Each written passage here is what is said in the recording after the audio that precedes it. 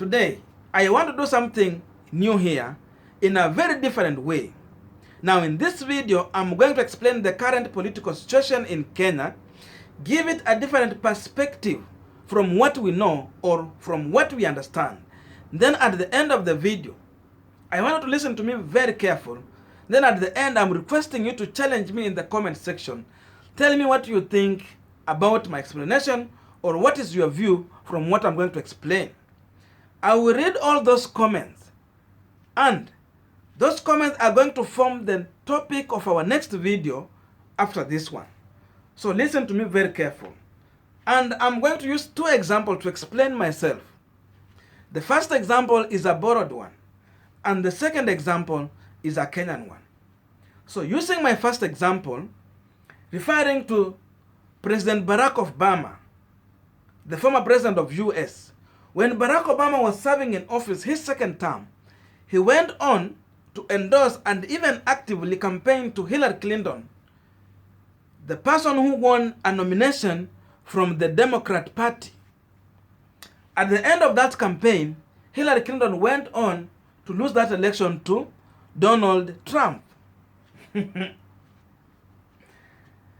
Now, if I come to Kenya, the former president, the late President Daniel Toroitich Arap Moi, when he was about to retire from presidency, he went on to endorse President Uhuru Kenyatta during that time and even campaigned to him. At the end of that election, President Uhuru Kenyatta came in as a loser, losing it to former President Mwai Kibaki. So we have two of these examples. Now, before I break down or relate that story, you might be watching me for the first time and you have not yet subscribed. My humble request is please consider to subscribe so that any other time, once I come out with a video like this one, you will always get notified. And to everyone who has subscribed, I must say thank you so much for your unconditional support. Actually, the more you subscribe to this channel, the more you help us to reach more people outside there. And to all my returning subscribers, thank you so much for coming back again. Now, let us get back to our discussion. Now, when President Uhuru Kenyatta was running for the office for the second time, he went on to commit himself by promising to support William Samoei Ruto, who is his deputy, immediately after serving his second term. The other time he said, yangu kumi, ya William Ruto kumi. So, after that election, we went on to have a handshake which came in. And when handshake came in, it distanced William Samoei Ruto from President Uhuru Kenyatta, and Raila Amolo Odinga came closer to the government of President Uhuru Kenyatta. So as we are speaking right now, William Ruto has been distanced from Jubilee government, and Raila Amolo Odinga is part of advisors of President Uhuru Kenyatta in his second term. So my simple question here, is President Uhuru Kenyatta using a strategy to bring Raila Amolo Odinga closer to him, endorse him as the next person he is preferring to take over the leadership, so that Raila Amolo Odinga can go on and fail to take over the presidency in the favor of William Samoei Ruto? Because it is clear, when someone is leaving an office, there is always a mistake in that office. And if that person endorses you, you might end up carrying the baggage of that government. So William Ruto has been successfully isolated from President Uhuru Kenyatta's government. And Raila Amolo Odinga, in case there will be any mistake in President Uhuru Kenyatta government, as we are seeing so many, will be part and parcel of those mistakes. So, in my view, I feel that there is a strategy Uhuru might be using to finish Raila Amolo Odinga going to 2022 general election. You can see even Jubilee Party is being reduced to a shell. But the president is not caring anything about his party. The next move these people are doing is to go ahead and merge a Jubilee Party with the ODM party. So I wonder, how would ODM accept to merge a failing party with their own strong party? So this strategy, if Jubilee is going to merge with ODM, so ODM will always be seen as part of the Jubilee government. And now another strategy is when William Ruto was isolated, he went on to form another party, not to form actually, to take one of the party that was part of the Jubilee coalition. So Ruto is having a party that has been distanced from Jubilee government, such that in case Jubilee will have any mistake, Dr. William Samoei Ruto party will not have any luggage to carry or any heavyweight to carry about the Jubilee mistakes, all the scandals and the corruption that is following Jubilee government, all the failure that the Jubilee has gone through will not be mentioned anywhere the UDA party that William Samoei Ruto is currently having. So I see forming bringing Jubilee party and ODM party together, either in a coalition or even in a merger, it will always bring a hindrance to ODM leader or anyone who will be vying for the presidency in this coalition going forward. So, William Ruto being distanced from all this situation means a lot, and Raila Amolo Odinga being brought a lot closer to President Uhuru Kenyatta also means a lot, since the president is not even caring what is happening. Even when he goes on to lose a number of elections, he never take it seriously. So, my other question, is it to allow William Ruto or to pave William Ruto for a way for him to take over Central Region? Because Ruto is a popular person in Central Region. But even up to now, President Uhuru Kenyatta is doing nothing to try and stop it.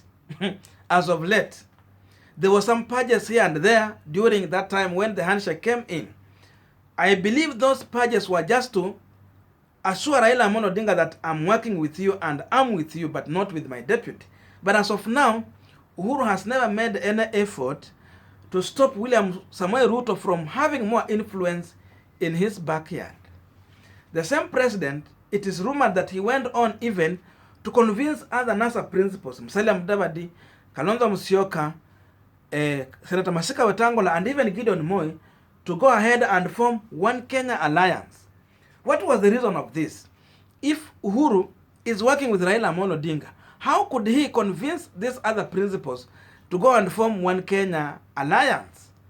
This was a strategy, in my view, to distance Raila Amolo Odinga from these NASA principles.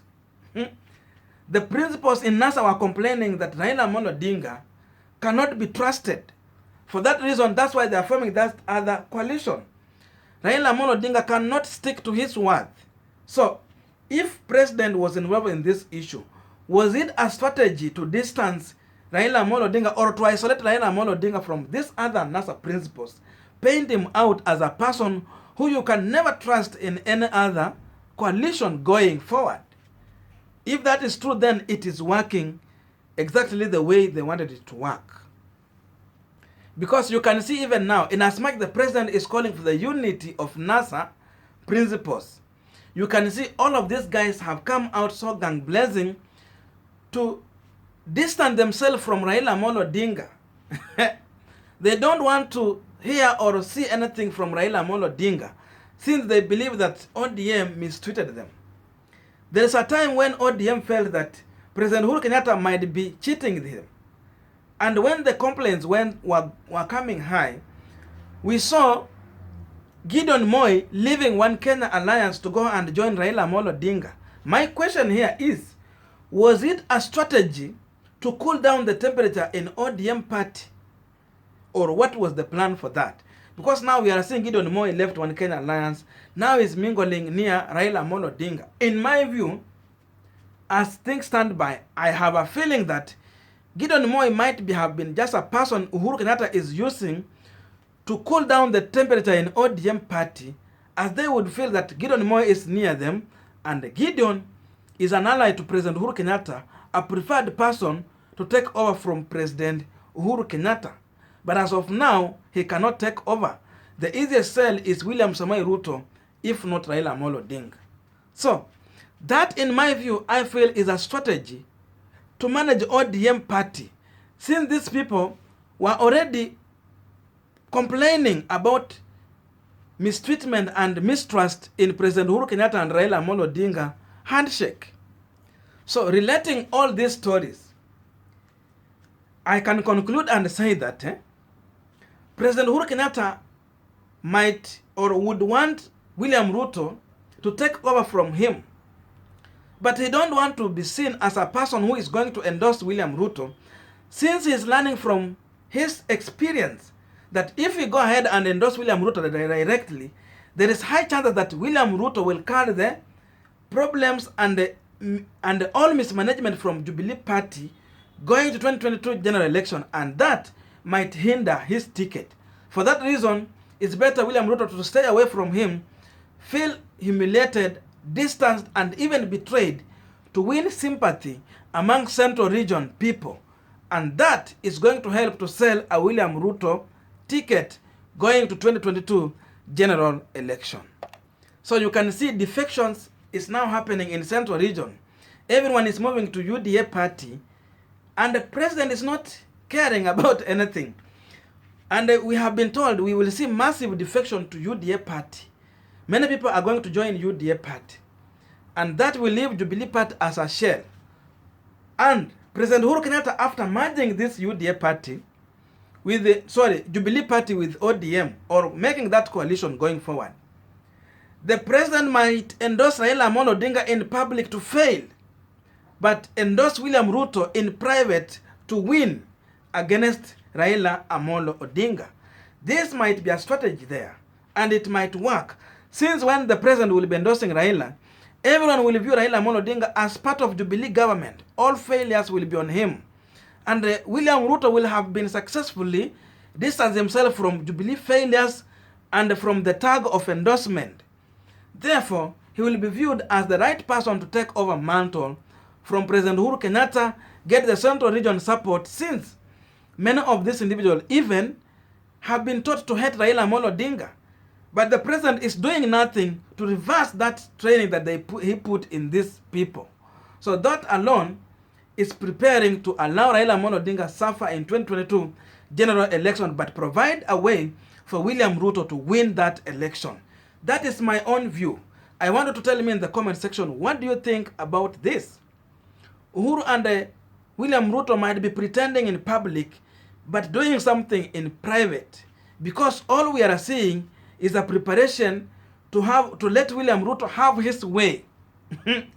In as much ODM leader might be enjoying as of now, but suffer in future. NASA coalition is destroyed. The One Kenya Alliance principles don't have time for Raila. But President is here still pleading with them to unite. He might be just saying this in public, but in private, he is also doing something in One Kenya Alliance. So going forward, let us see what will happen. But challenge me in the comment section, and I will use all those comments to form the next discussion here. Thank you so much. See you in my next video, and may the good God bless you.